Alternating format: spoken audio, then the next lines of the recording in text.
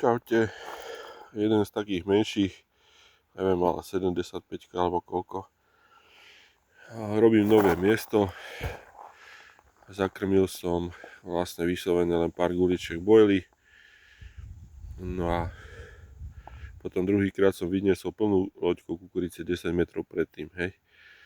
Takže skúšam nové taktiky. Toto som urobil ako keby dneska prvý raz. Guličku som dal tú gigantiku 16, takže v podstate len, že či to funguje. Prišiel takýto menší kapor, ale aj za toho som rád. No a ideme skúšať ďalej, že či ešte niečo príde. Budem túto taktiku skúšať ešte pár dní a potom vyhodnotíme, že či to má, nemá zmysel, že čo to robí s veľkosťou rýb. OK, tak zatím čaute.